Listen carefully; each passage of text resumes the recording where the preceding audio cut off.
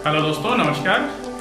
आज के math class में हम लोग पढ़ेंगे ग्राफीय विधि से रैखिक समीकरण को कैसे सॉल्व करते हैं।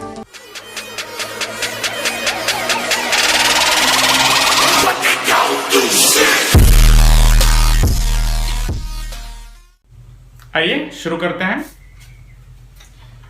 सबसे पहले हम लोग चर्चा करेंगे कि रैखिक समीकरणों को कितने तरह से हम सरल करते हैं, कितने तरह से बनाते हैं। वैसे तो अधिकतर बुक्स में दिया हुआ 3 तरीके से, लेकिन आज हम उसके अलग अलग विधियों पर चर्चा करेंगे।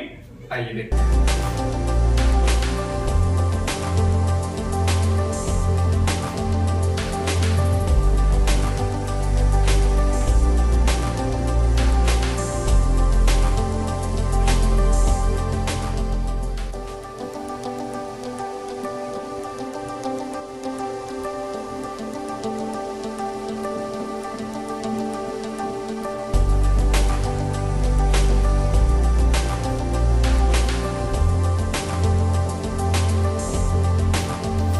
कहीं किसी किताब में ये कंप्लीट नहीं लिखा हुआ है कि हम रैखिक समीकरण को कितने विधि से सॉल्व करेंगे।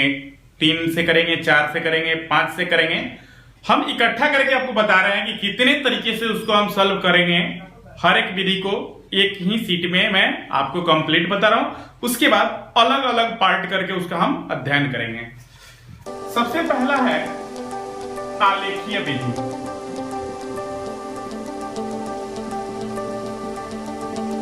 या ग्राफीय। दूसरा है प्रतिस्थापन विधि।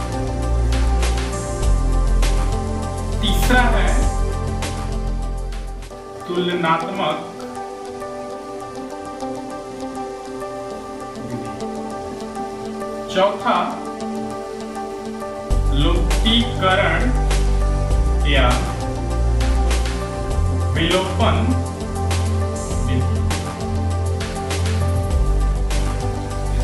चौथा है वज्र गुणन विधि, क्रॉस मल्टीप्लिकेशन मेथड। अब विद्यार्थी हम बात करेंगे, जितनी विधियां मैं लिखा हुआ हूं, 5 विधि लिखा हूं, पांचों विधि से हम सॉल्व कर सकते हैं इस रैखिक समीकरण को। अब मेरे मन में एक सवाल आ रहा है कि हम लिखे हुए 2 चर वाले रैखिक समीकरण युग्म, अब इसे हम युग्म क्यों बोलते हैं? तो युग्म बोलने का कारण यह है कि इसमें जब भी हम सॉल्व करते हैं, जब भी हम समीकरण लेते हैं, तो इसमें 2 समीकरण लेते हैं।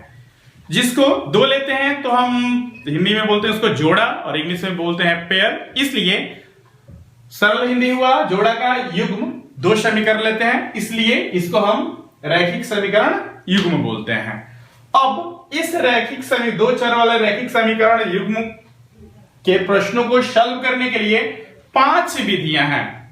5 विधि में पहला विधि आता है आलेखीय विधि, दूसरा है प्रतिस्थापन विधि, तीसरा है तुलनात्मक विधि, चौथा है लुप्तीकरण या विलोपन विधि, पांचवा है वज्र गुणन विधि। तो विद्यार्थी इसमें ये एक विधि अलग होता है ग्राफीय विधि, लेकिन सरल करने की प्रक्रियाएं चाहे वो आलेखीय विधि की हो, प्रतिस्थापन विधि की हो, तुलनात्मक विधि की हो, ये 3 का सरल करने का तरीका लगभग एक ही है। यदि आपको एक तरीका समझ में आ जाता है तो आप आसानी से बाकी 2 तरीकाओं को आसानी से आप हल कर सकते हैं। आइए एक एक करके इसके बारे में फिर हम देखते हैं। ये थोड़ा सा चेंज होगा लुप्तीकरण विधि, और फिर वज्र गुणन विधि में थोड़ा थोड़ा बदलाव होगा। अब एक एक करके हम इसका अध्ययन करेंगे। धन्यवाद।